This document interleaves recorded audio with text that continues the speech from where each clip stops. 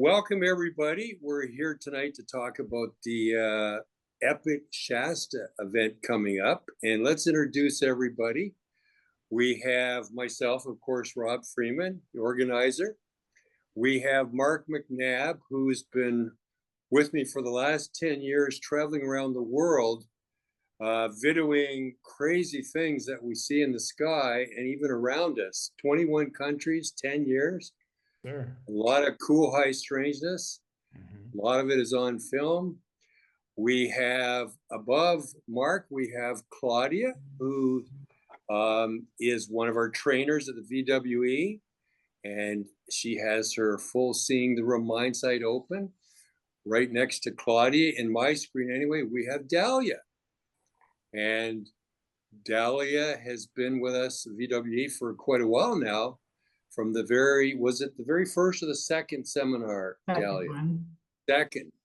And of course, Dalia's Seeing the Room in Real-Time Mindsight is off the charts. I think you can see behind you, above you, anywhere.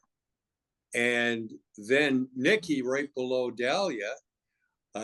Nikki, you were in the Orlando seminar and so full of energy and bubbly and beautiful smile. I thought, we've got to have you teaching people here. And of course, your Mindsight, your Seeing the Room Mindsight came right open. And then we have over here, we have Dave Palachuk. Dave was the National Director for MUFON Canada. MUFON is the UFO organization that investigates. And Dave, you're a chief investigator. Dave is also going to be at the Shasta event representing CSSAA, the Center for the Scientific Study of Atmospheric Anomalies. Dave will be giving presentations all around that. And Patty, you are here, and Patty is a filmmaker as well. And she's going to be at the Shasta event for various support functions, including having her camera out. And have we missed anybody at this point? I think we have everybody. And so I'm just going to start by describing the event. It really came about because we've been doing the Mindsight training for about 7 years and 4 seminars now. But at every seminar, the subject of UFOs always comes up. And it turns out that about 80% of the people who take the Seeing the Room Mindsight seminars are also interested in UFOs. So the idea was, since Marcus and I have been traveling around the world, and Mark actually put his hand at Mindsight at the very beginning also. So a big hand for Mark here. And then we had Dave in one of our expeditions for UFOs. He tried Mindsight and he had success as well. So you're in good company, everybody. But so, Mark and I have been doing the UFO stuff, traveling around the world, expeditions for the last 10 years. And I originally got into Mindsight with the idea of using that to possibly be able to see UFOs outside of the visible. And we're actually going to put that to the test at the Mount Shasta event. So we're combining the two. We're going to be doing telekinesis in the morning. We've got a hypnotherapist, Alex Stefan, who is very successful in helping us out in the other seminars, using his skills to get us relaxed and to help our Mindsight come out. He's going to be teaching telekinesis. We will be using that to help our Mindsight come out as well. We'll be doing telekinesis in the morning. We'll be doing Mindsight in the afternoon, late afternoon. Mark and Dave here are going to be doing presentations around the UFOs. Mark's going to be showing footage of things over the last 10 years. And of course, we already talked about a couple of things Dave's going to be doing. And then, in the evening after dinner, we'll all go sky watching. We'll have all this equipment set up. I've got all my equipment, got infrared, ultraviolet, full spectrum, thermal. I've got spectral analysis cameras. I've got different meters for EMF and radiation. There's time lapse, there's zoom, in the different visible and invisible ranges. And Dave's got all his equipment that he's bringing. He's going to be bringing possibly a passive radar setup that will be able to spot things that are not visible in the air. And Dave has built 2 of the so-called dog whistles. These are the things that Jake Barber in the Skywatcher group has used successfully. They claim 100% success on these expeditions that they're doing. And Dave has built 2 of these. So let's just jump in. And if anybody's got any questions, go ahead and ask. And let's talk about the event. So I have a question. Sure. So I know Shasta is known for having a lot of activity. I'm very new to the UAP scene. So can you tell us like what makes Shasta special and if any of you have had experience with it? Yeah. So Mark, do you want to answer that question? You're the guy that does a lot of research. Yeah, Dalia, that's a great question because Mount Shasta is famous for the energy that it has. There's a lot of people have through, I mean, this is decades of legendary experiences that talk about the energy of Shasta itself, the mountain, and even deeper with the legend that there's a base underneath Mount Shasta. Rob and I have been there on, I think, 2, maybe even 3 occasions, but at least, yeah, 3. Actually, it'd be 3 occasions. And everyone involved with contactism, like Ricardo Gonzalez, Sixto Paz Wells, Luis Fernando Mustajo, who's actually going to be there at the same time that we're there, which is very exciting because he's actually going to come and introduce himself. And, you know, all of the people that are involved with contactism, all of them go to Mount Shasta, every single one of them. And they all go in the same time frame, like this little 6-week grid of time. You know, so starting up in July and going all the way to the end of August, all the top international contactees, experiencers migrate to Mount Shasta for experiences. So there are a lot of stories, there's a lot of legend, and a lot of it deals with the energy that Mount Shasta has. And a lot of people feel that it's kind of like a gateway, maybe, you know, maybe a gateway, maybe a portal, maybe something like that for people who have an understanding of the words I'm using right now. And yeah, and we've had our own experiences. Rob and I could talk about that. But Yeah, I'll just really say quickly what our experience was. And also for the people watching the podcast here, Dalia is going to be at the seminar workshop demonstrating her ability. And maybe later on in the podcast, she'll actually show us. Nikki will be there also demonstrating and helping out as trainer. And maybe she will show us something in the screen tonight. Dave will be there. Mark will be there. Patty will be there. And Claudia will be at future seminars. So one of the experiences we had, I'll be real brief on this. We were on a farm that could see over to Mount Shasta. We were doing a meditation and everybody was supposed to be quiet. And we were all standing around a circle. I had my, we call it the WMD, weapon of mass detection, set up, and it was filming. It was aimed towards the mountain, and all the different cameras and all the different, visible spectrums and out of visible were all running. And all of a sudden, I heard a man's voice. And at first, I got annoyed. I thought, wait a minute, we were supposed to be quiet. And it sounded like a man talking, like saying a word about 20, 30 feet away from the group. And I thought, oh man, a couple guys have left the circle and they're talking. And first I was a little annoyed because I thought we all agreed we were going to be quiet and in a circle. So I opened my eyes and I looked and there was nobody standing there. And I immediately took my phone, I tapped it. So I got the time on the phone. I did a screenshot and then I just kept, being involved quietly with the group. After we had our evening sky watch there, went back to the farmhouse that we had rented, and I went to that time that I had on the screenshot, and there absolutely was a voice in the video. And it said one word. It was a man's voice. There was a fellow with us, Dan Berg, and I said to him, Dan, what is this man saying? And he said, Rob, he's saying Avika.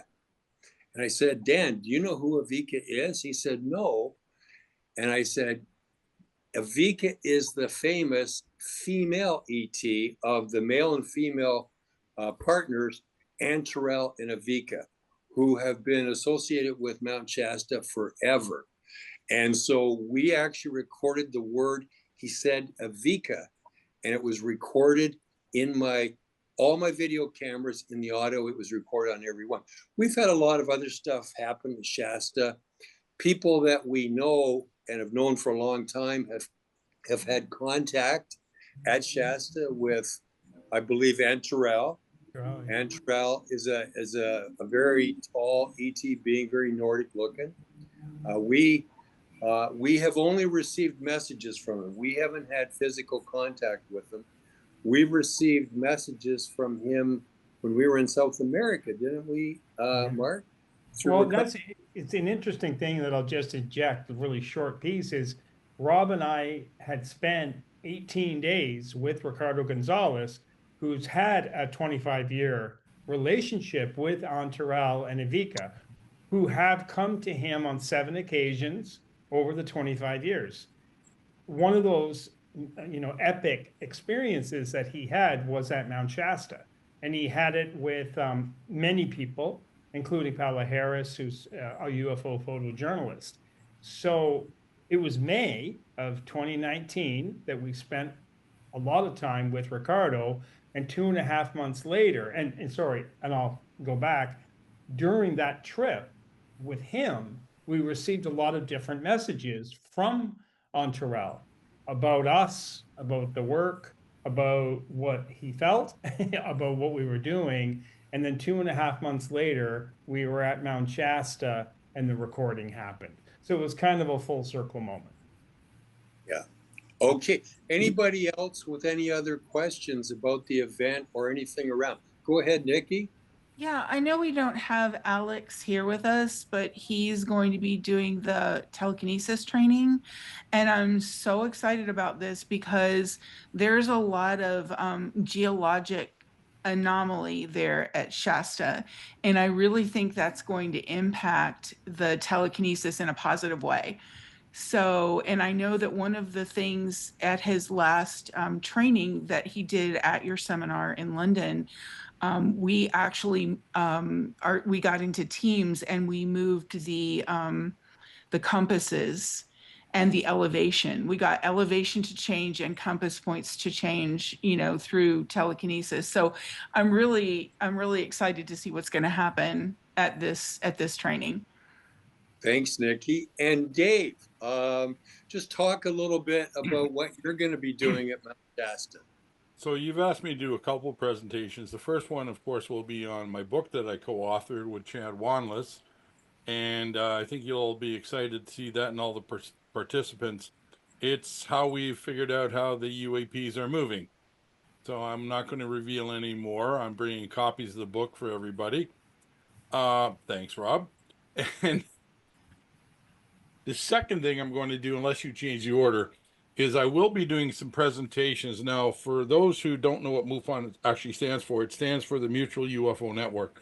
It's the world's oldest and largest non-government controlled or funded association around the world. And it's in 144 countries. We have field investigators who are properly trained. Like, you have to pass a very stringent test after taking a course that could take you 3 months. And you have to be 80% or better. And you are being trained on forensic investigations and how to handle people, especially experiencers. Chad, who co-wrote the book with me, is an experiencer, and he's going to be putting out his own book about that coming out this fall or late summer. So the second part I'm doing is I will be bringing a lot of cases from MUFON, especially around Mount Shasta, There are hundreds of cases documented, everything from people witnessing craft disappearing into the mountain to seeing or hearing Avika and Terrell. So I will bring the current ones and maybe some past ones. Maybe we'll have some photographs and stuff. And I'll be talking about a lot of other investigations that I've done, including Rob's famous orb, the biggest orb that we ever caught on video, which was in BC at Squamish, Squamish. at the Chieftain, at the big granite rock, the big mountain. So I'll be highlighting that, plus a number of other things. I might even give a couple secrets away of things that I have, non-disclosure agreements that have now expired. We'll find out. I have to check the dates because they're both U.S. and Canadian because I have NATO clearance. So I have to be very careful. But anyway, so those are the two things I'll be doing. And of course, showing off the equipment, the dog whistle, which we've kind of called E-Tune, E-T. And mine's a little different. It is Jake Barber's, but I have, being electrical engineer, electronic engineer, I have perfected it to the next level. Let's hope it works. So we'll see what happens. Plus passive radar, as Rob said. In the back behind me is a radio receiver, so we can track not only other frequencies, but airplanes, so aircraft. So we know that the passive radar is picking up an aircraft and not a UAP. But I have been testing it. And Rob, guess what happened yesterday? The orange dot appeared instead of the green ones. The orange dot is an unknown reflection off a non-human craft. Well done. Right over my house. I'm just checking my MADAR units to see if they caught something too. And I'm bringing in MADAR unit too. MADAR is another device that has been out for many years. It's connected around the world. People who buy them, it goes off when things change, like GPS suddenly spins, compasses move, or humidities go up, atmospheric pressure suddenly change, gravitational forces are detected. It's a great little device. It's very small, but it does a powerful job. And the briefcase, or as I call it, the nuclear football, the UAP football behind me has 5 computers in it, but I might pare it down. It's also looking for other things. We're going to have a lot of fun seeing if we can actually detect UAPs and NHIs, non-human intelligence. So somebody asked the question, what Mount Shasta is famous for. I've studied it a lot. It's the first time ever I will set foot on Mount Shasta. I'm looking forward to it. So. Wow. There you go. Thanks, Dave. And the idea is we'll be at a different place every night. We'll be up on Mount Shasta.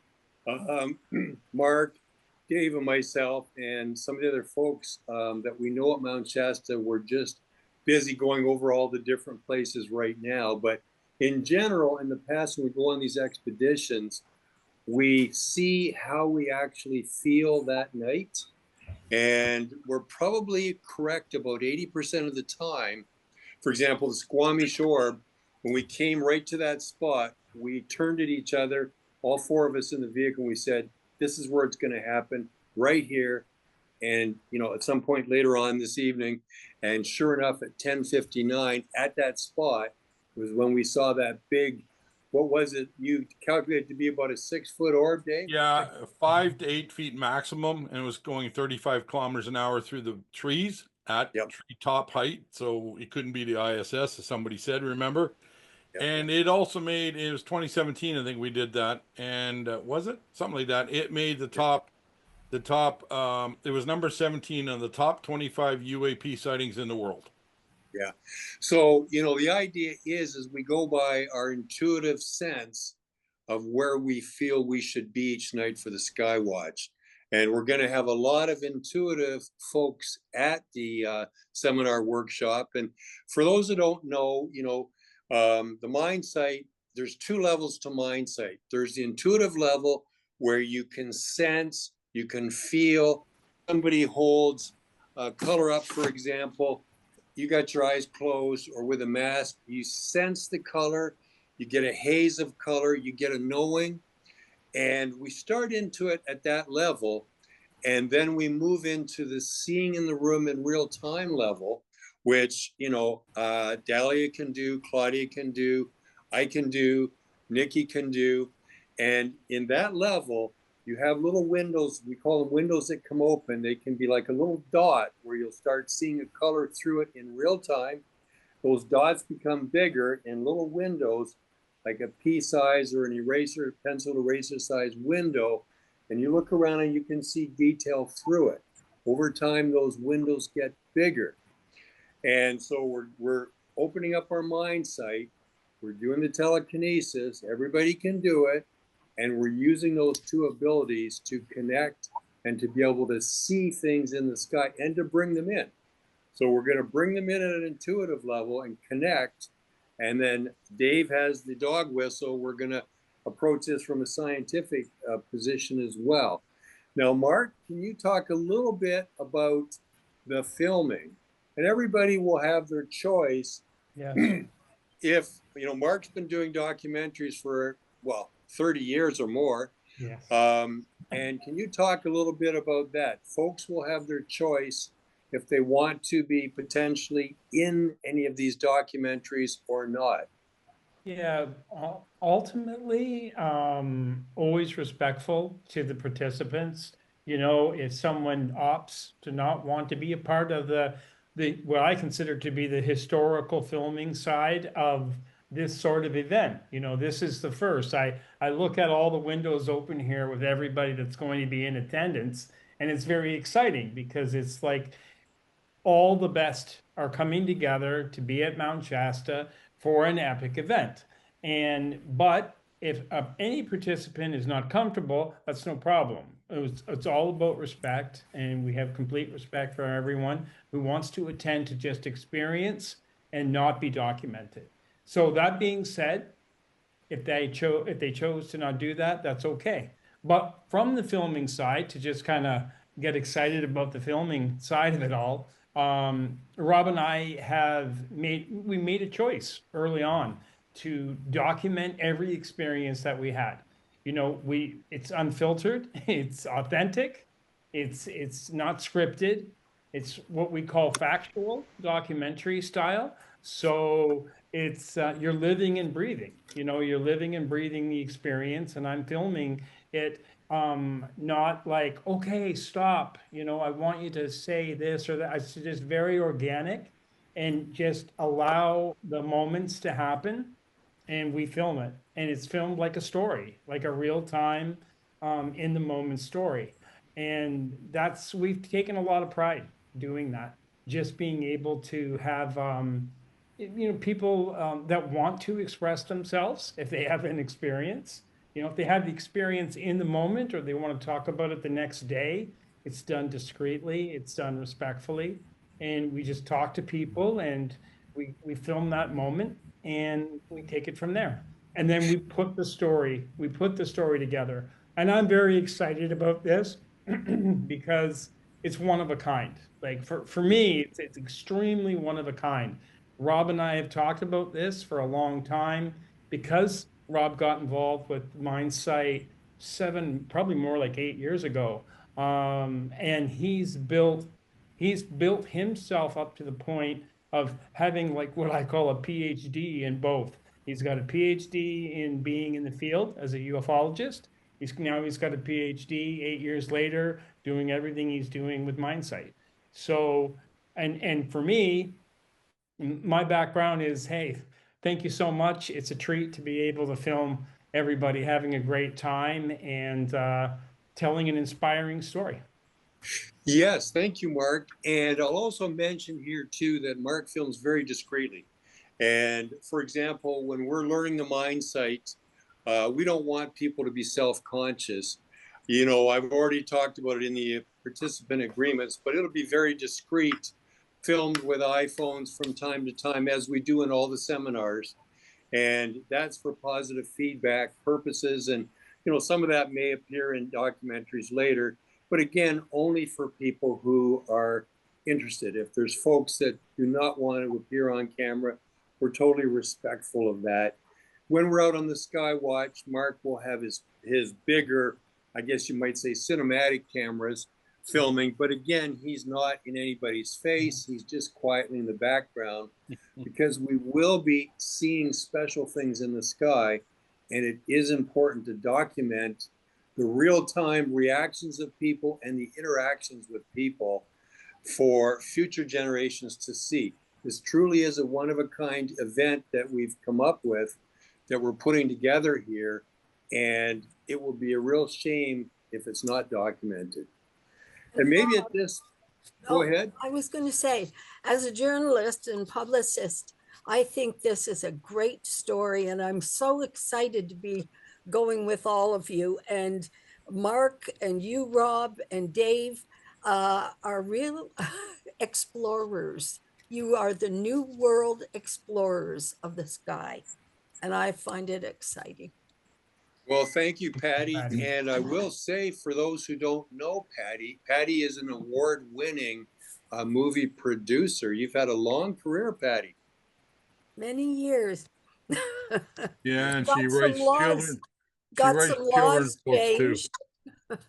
Yeah. So, Mark, for once, are you prepared to be filmed? Because Patty's going in the background shooting us doing our thing. It would I've be done my honor. research on you, Mark. I think you're amazing. I'm excited. Thank you, Patty. to see I've this. been very excited to see you and meet you in person. So no, it would be a privilege. I'm embracing the historical aspect of what we're doing. It's Yeah. a first time. So Patty, I look forward to you. I look forward to working with you. And I hope to get a lot of publicity on this after, to make it easier for Rob to get bigger groups and just do what he wants to do.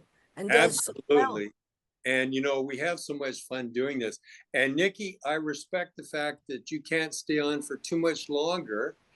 Would you like to, only if you like, would you like to demonstrate a little bit? Sure. Okay. For everybody watching, so Nikki's going to demonstrate Mindsight. And once again, you know, I started from square zero on this and can do it myself. And Nikki's going to demonstrate. This is a mindfold mask that's opaque. And Nikki's just going to take a couple seconds to let her seeing window come open. Okay. Now, she's not looking under the mask. It's tight against her face.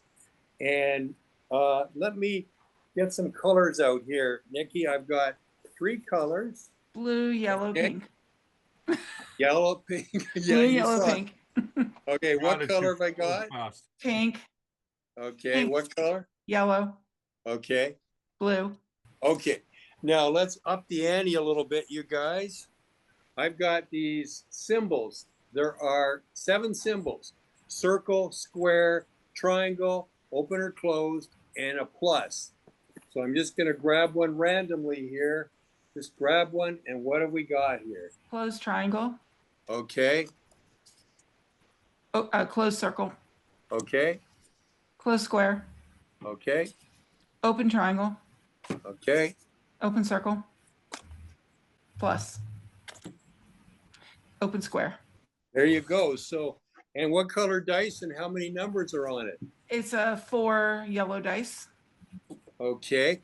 How about we take a couple picture cards, Nikki? Okay. What do we got here? It's an orange. It says orange. Okay. Yeah, an orange. An orange. It's an umbrella, red umbrella. Okay. And what about that? It is a pair of pants that are red. Okay. And Dave, do you have something you can show in your screen? Are you able to see everybody else in the screen, Nikki? I can. Let me replace pin with Dave. Okay, I got Dave big in the screen. Okay, Dave, have you got something that's very plain to show? Yeah, what's that? Hold it very wait, close. Sorry, I don't have Dave. I have Marcus. Sorry. Let me go pin. Hold on. Replace pin. There we go. Okay, back it up. It's just a little fuzzy. It's still fuzzy. It's fuzzy. Hold something else, Dave, because the resolution is not very good. Yeah, I know. I was hoping she'd not get the details, just what it was, you know. Just grab anything like I can read anything. It's if you can just make it not fuzzy. Yeah, I see your MUFON hat. Yeah. Yeah, it's hard. Okay, it's a black block. Yeah, exactly. Amazing. One more. Oh, it's a pencil cup, or yeah, it's a piece of a pipe with the white on the inside, black on the outside. Oh, give me a word though. Give me He a does word. it Words are so fun. well. Okay. Well, oh, you want a word? Yeah, give me something to Oh. read. Oh, something to read. You have a Oh, okay. book? You Yeah, have a well, book, no, I'm going to Dave? make this one really difficult. CSSAA, and it Too says easy. center. Yeah. There you go. That's our group. The Fantastic. other group.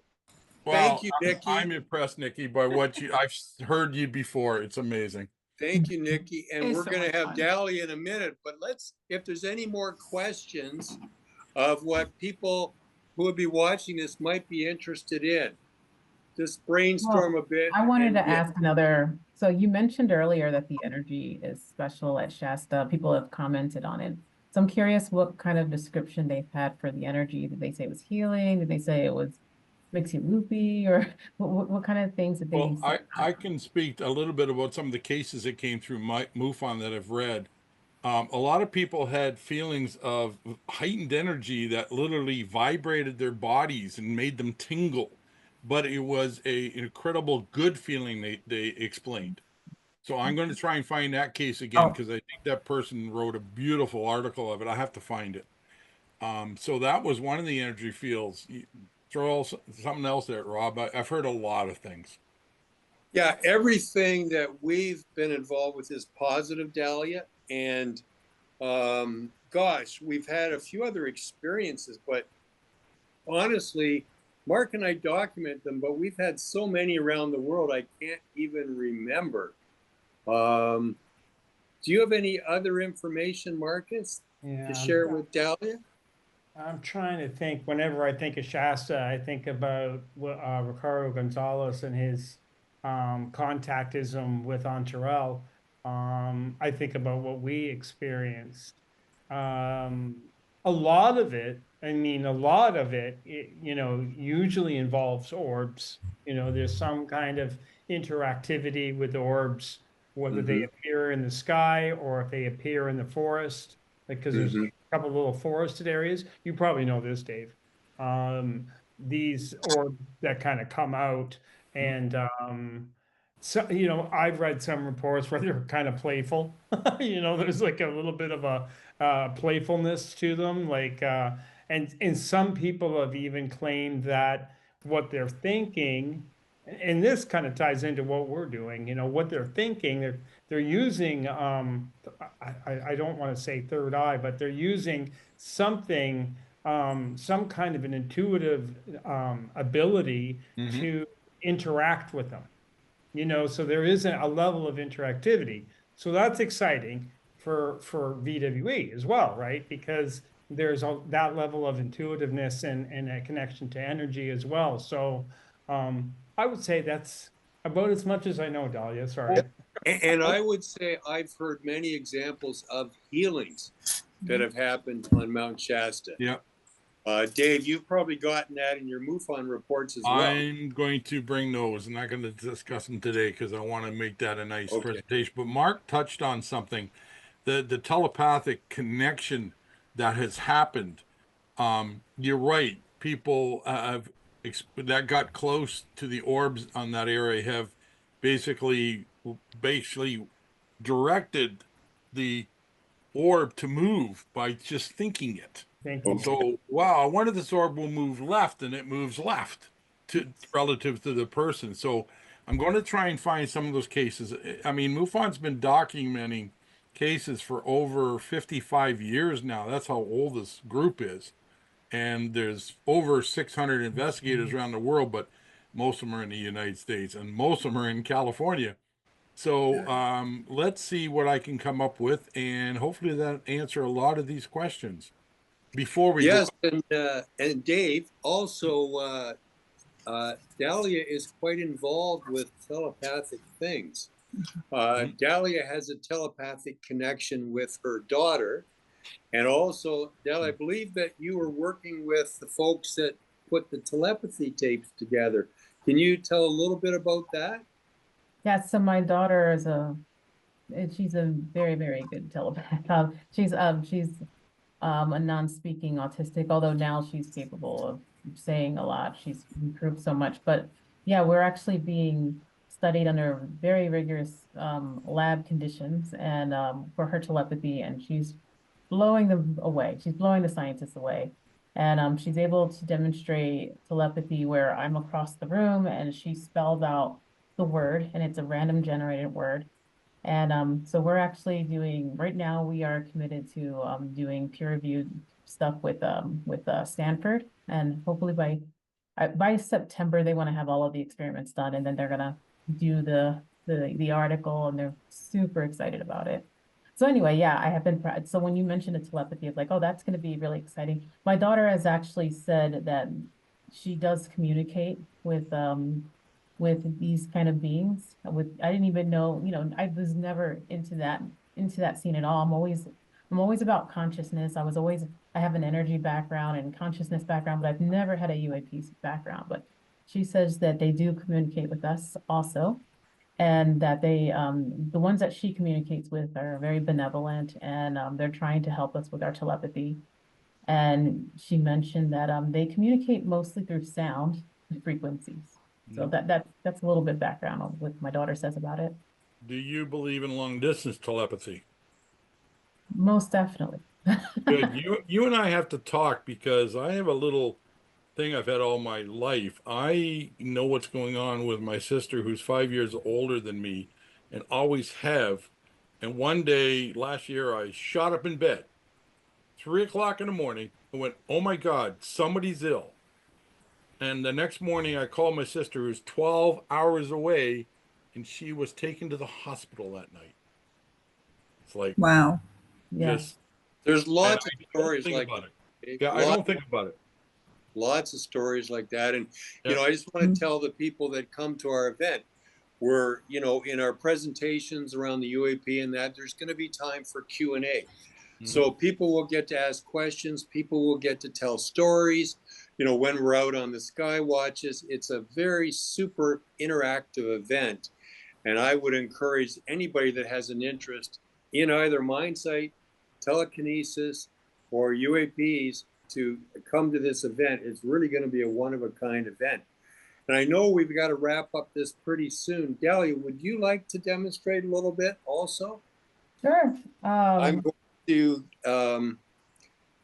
get my cards out here and get things ready. I've got some word cards. I will do this mask. Okay. All right. Okay.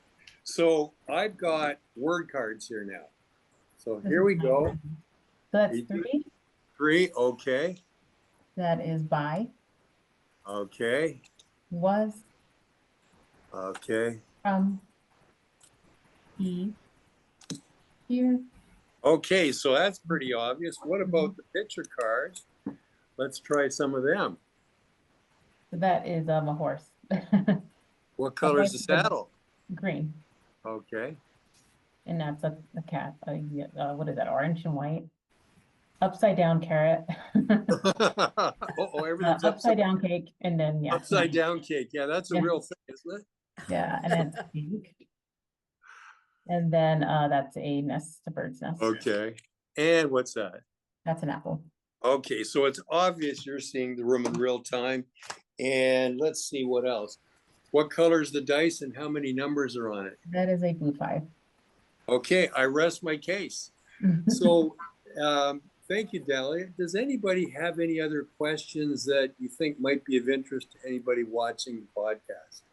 Yeah, one more question. I'm just like so fascinated by the energy and all of that stuff that's going to be there. Do any of you have a background in dowsing at all? And do people do dowsing there? I'm going to assume that they do. So I want to hear about that. Well, Mount Shasta is like a spiritual center, just like Sedona. And I think, when you go into town, you're going to see people of all different stripes there, like in every possible iteration and everything around energy, spirituality, you name it, and you'll find it there at Mount Shasta. I know I've had Um, some unusual experiences in my life. And so I'm interested when we get to Shasta, if anything happens with me, because I've had out of body experiences and things like that before, but they were usually centered around incredible events. Mhm.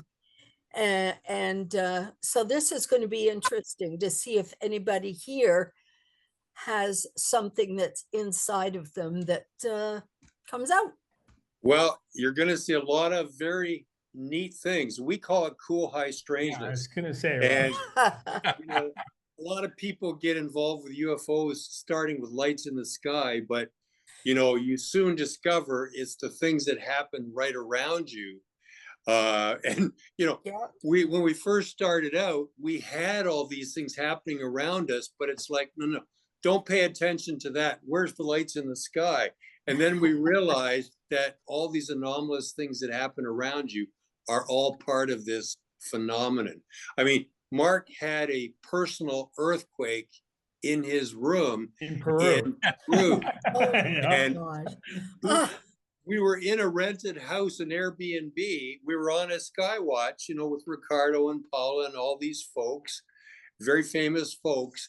And I don't know what time it was, maybe 3 a.m. Mark knocks on my door and comes into my room with eyes as big as saucers. True. And he says, Rob, my floor is breaking up. There's like an earthquake. And I wasn't experiencing an earthquake. And I quickly, my predisposition is to grab my phone and hit the record button, right? So I did just that. I went into his room and the tiles were buckling. They were going together and going up. I caught it on film, and there were orbs that were going around the room.